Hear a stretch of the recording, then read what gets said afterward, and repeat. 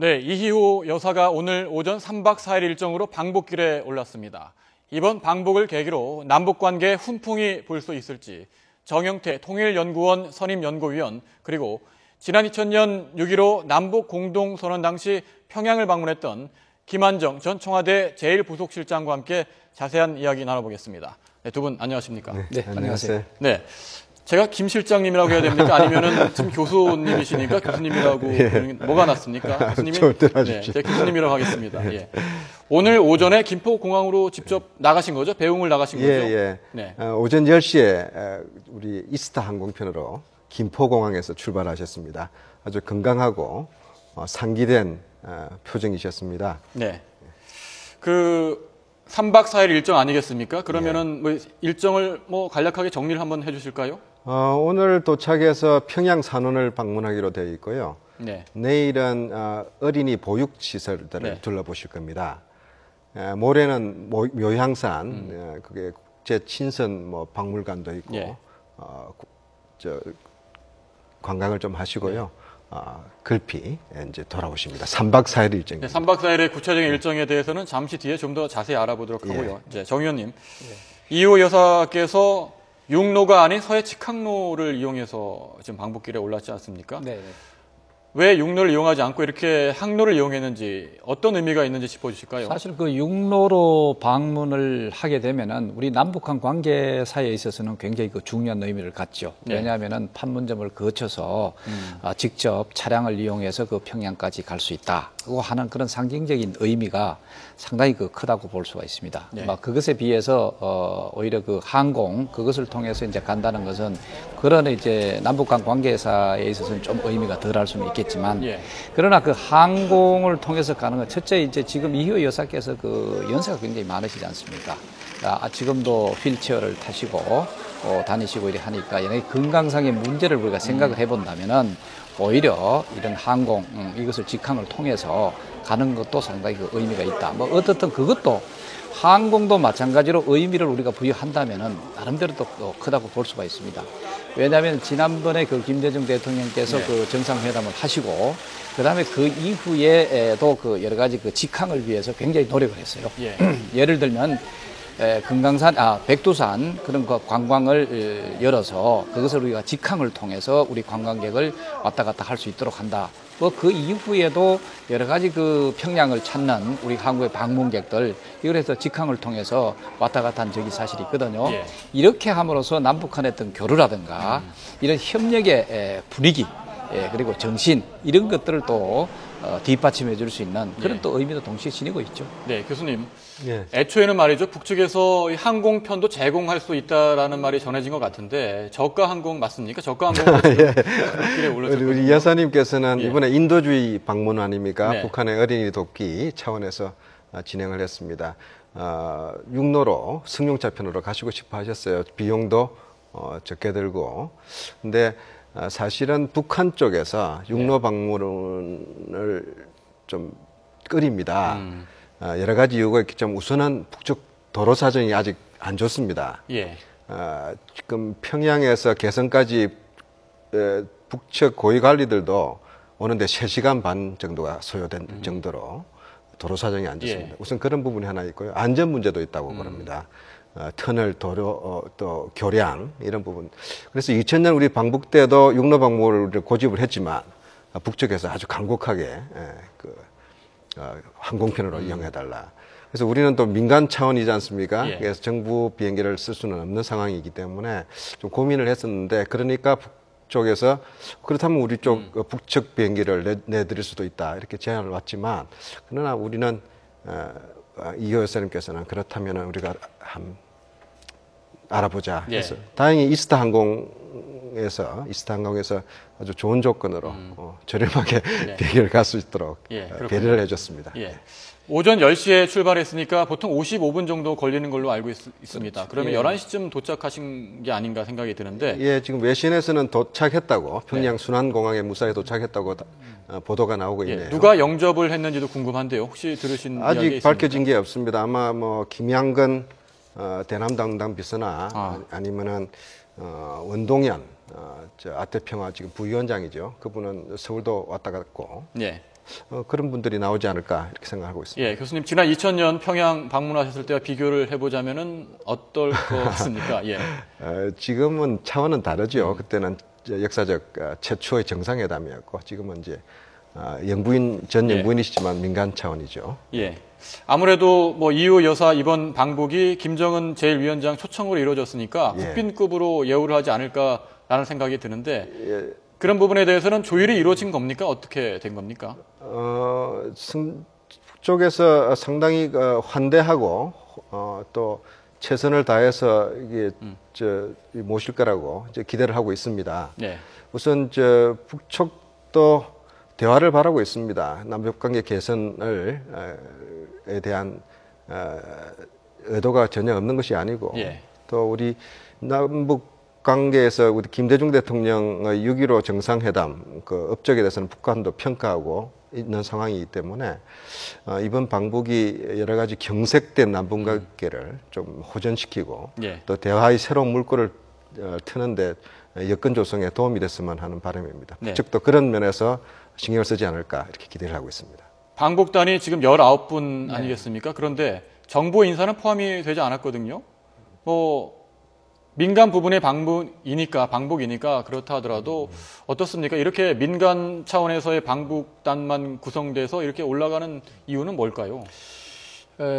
그야말로 정부 측에 있어서도 이런 건 생각을 했을 것 같아요. 이게 이제 어디까지나 민간 차원의 그 방북은 민간 차원이다 하고 하는 그런 선을 분명히 이제 긋고자 하는 그게 있을 거예요. 이게 만약에 정치적인 어떤 성향이라든가 정치적 특성을 또 지내버리면은 오히려 이호 여사의 그 방북 자체가 더 그 반감이 될 수 있는 뭐 그런 측면도 또 있고 그 다음에 이제 앞으로 남북한 관계 개선을 하는 데 있어서 당국과 또 민간 이것을 또 혼돈하는 어떤 이런 상황 뭐 이런 것도 우려했을 수도 사실 있는데 그것은 뭐 어디에서 나온지 그건 잘 모르겠으나 그러나 어디까지나 민간 단체 혹은 민간의 그 방문 뭐 이런 것은 그 선에서 정리를 하는 것이 좋지 않느냐. 그것이 오히려 더 매끄럽게 진행이 될 수 있고 의미를 또 더할 수도 있지 않느냐. 뭐 이런 측면도 있죠. 예, 김성재 전 문화부 장관, 백낙청 서울대 명예교수 등 뭐 민간 부분의 인사들이 18명 포함이 돼 있지 않습니까? 그런데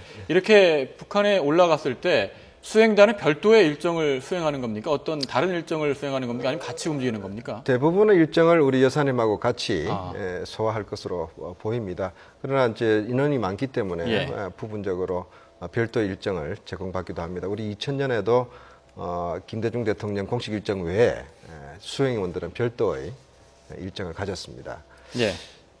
백화원 초대소에 머물 걸로 지금 알려졌고 실제 확정되지 않았습니까? 그런데 백화원 초대소 하면은 제 기억에는 김대중 노무현 전 대통령이 남북 정상회담 때 묵었던 장소 아닌가요? 예, 그렇습니다. 국빈관이죠. 어떤 장소입니까? 평양 시내 이렇게 한적한 곳에 이렇게 이제 호수를 끼고 이렇게 건물을 지어놨는데 건물이 화려하지는 않았습니다. 그러나 북한에서 국빈을 영접할 수 있는 유일한 곳이고요. 일반 호텔 같은 경우는 외국인 관광객들이나 또 이렇게 보안상 또 경호상의 문제들이 있기 때문에 초대소로 숙소를 잡은 것으로 알고 있습니다. 예, 초대소가 많이 떨어져 있습니까? 어떻습니까? 시내에서 조금 떨어져 있죠. 시내 중심에서는. 그렇군요. 자, 이유 여사가 방북 일정 중에 영유아 모자 보건 시설 그리고 묘양산을 방문한 일정이 들어가 있습니다. 어떤 의미가 담겨 있습니까? 뭐 앞에 부분은 이호 여사께서 그 요구하신 또 원하신 그런 그 활동을 하실 수 있게끔 배려한 것 같고요. 뒤에 부분은 묘양산 경우는 물론 이제 관광하고 연결이 될 수 있겠는데 특히 그 묘양산은 북한 나름대로 그 의미가 있는 곳입니다. 거기에는 그 이제 전시되어 있는 여러 가지 박물관 비슷하게 이래되어 있는 곳이 있는데 이것은 이제 세계 외교 사절단들이 선물을 준다든가 이렇게 했을 때 그것을 다 모아놓고 그것을 전시한 곳이죠. 그럼 이것을 왜 묘양산 쪽에다가 이걸 해놓고 꼭 외국 사절들이 있으면은 혹은 방문객들이 있으면 이쪽에 하는 이유가 모든 것이 이제 소위 그 수령의 사회지 않습니까? 그러니까 세계인들이 이 수령을 흠모해서 여러 가지 선물도 주고 이러했는 어떤 그것을 어떤 의미에서 과시하는 측면도 사실 있습니다. 뭐 그런 것들도 나름대로 북한 체제로 자기들의 어떤 그런 측면에서 생각한 것도 있겠고, 뭐 그것보다도 뭐 전반적으로 묘양산 자체는 오히려 금강산보다 더 빼어난 그런 그 풍광을 지니고 있다, 이런 평가도 있거든요. 네. 그래서 뭐 관광적인 의미 이런 예. 동시에 생각을 해볼 수가 있겠습니다. 첫 번째 방문지인 평양 산원 같은 경우에는 지난 2000년 6월 방북 때에도 찾았던 장소 아니겠습니까? 어떤 의미가 담겨 있을까요? 그게 특히 이제 박근혜 정부에 있어서도 북한의 그 영유아들, 사실 그 어려움을 많이 겪고 있는 건 이미 알려진 사실이고, 물론 이제 일부 그 좀 잘 살고 있는 이런 그 혜택을 받은 계층에 있어서는 영유아 문제가 없을 것 같은데, 그러나 대부분이 이 영유아 문제가 앞으로 통일의 어떤 장래에 있어서도 여기에서 문제가 있을 때는 그거는 심각하다, 뭐 이렇게 측면도 있고, 또 인도적 차원에 있어서 그것을 보고 있을 수는 없지 않느냐. 그래서 아마 이호 여사께서도 다른 데보다 오히려 영유아에 대한 여러 가지 지원 사업이라든가 이것을 좀 우선하고 싶은 소위 인도적 그것을 강조하시는 것이죠. 그리고 지금 현 정부도 마찬가지 거기에 초점을 두고 있고, 그래서 나름대로 하나의 기회를 같이 할 수 있는 것이 아닌가 이런 생각이 듭니다. 하나 좀 덜 알려진 내용이 있습니다. 이번 그 행사에 방북에 같이 갔던 윤장순 이사장 같은 경우는 사랑의 친구들이라는 봉사단체를 이끌고 있습니다. 이호 여사님이 같이 창립한 단체인데요. 이 배경이 1998년에 외환위기가 왔지 않습니까? 그래서 국내 결식 아동들이 많았습니다. 결식 아동 돕기를 위해서 단체가 결성돼 가지고 그때부터 해마다 자선 바자회를 열어서 어린이를 돕는 활동을 해왔었어요. 그러면서 이제 점차 북한 어린이 돕기 쪽으로도 같이 활동을 해왔습니다. 그래서 여사님께서 그 사랑의 친구들 회원들과 함께 항상 그 뜨개질로 손수 어린이 장갑, 틀목도리들을 항상 해왔었어요. 그게 지금 많이 쌓여 있습니다. 그래서 이번에 그 직접 손수 그 사랑의 친구들 회원들과 같이 만든 뜨개질에 한 그 겨울 월동 용품들, 어린이 용품들을 다 가지고 올라가셨습니다. 그렇군요. 그런 역사 배경도 있습니다. 2000년에 방북하셨을 때와 비교를 하자면 이번 일정, 2000년 방북 때는 어디를 다니신 겁니까? 저는 대통령 수용한다고 저도 구경도 못했습니다. 회담장을 지켰고요. 이호 여사님은 그때 평양 산원도 가셨고 또 일부 수행원들은 닭공장도 보여줬어요. 김정일 국방위원장이 갑자기 그 일정을 잡았어요. 왜 그런 겁니까? 우리로 치면은 뭐 아주 현대식 그 양계 닭 가공 처리, 축산 처리 시설이죠. 그걸 한번 자랑하고 싶었는데, 근데 실제로 가서 안내를 받는 과정에서 우리가 한다고는 했는데 여러 가지 뭐 미흡하다, 뭐 남쪽에서 또 조금 좋은 뭐 조언도 해달라 이런 이야기도 할 정도였다고. 갔다 온 그런 취지라면 이번에는 평양 순환공항 고쳤다니까 거기서 뭐 다른 일정을 잡지 않을까 생각도 들기도 하고요. 북한 측에서 발표를 하면은 자세한 내용은 뭐 들을 것 같습니다. 2000년 방북하셨을 때 이런 일이 있었다고 해요. 김정일 당시 위원장이 이호 여사를 배려하는 모습을 보였다라는 일화가 있던데, 사실 어떤 이야기입니까? 초청은 이제 공식 만찬을 하는데 이틀째 날이죠.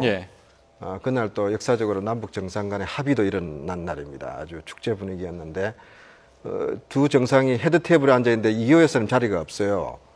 북쪽 균형을 맞춰야 되니까 북한은 퍼스트 레이드가 공식적으로 없지 않습니까? 그래가지고 따로 떨어져 앉아 계시니까 김정일 국방위원장님 왜 우리가 이산가족까지 만나기로 했는데 따로 이산가족을 만드느냐?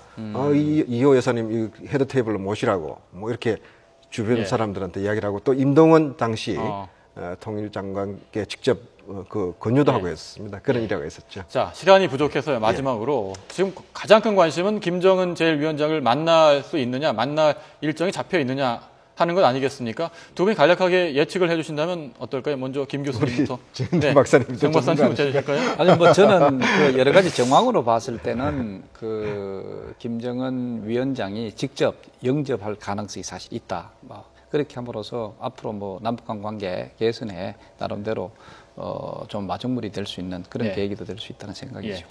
예, 이번 방북 자체가 김정은 국방위원장의 초청으로 예. 간 거기 때문에 당연히 만나실 거고 여러 가지 그 속에서 또 새로운 남북 간의 이런 대화의 분위기 조성에 또 계기가 있지 않을까 이렇게 생각을 합니다. 네, 잘 알겠습니다. 지금까지 이호 여사 방북 의미에 대해서 짚어봤는데요. 정영태 통일연구원 선임연구위원, 김한정 전 청와대 제1부속실장이었습니다. 두 분 고맙습니다. 네, 감사합니다.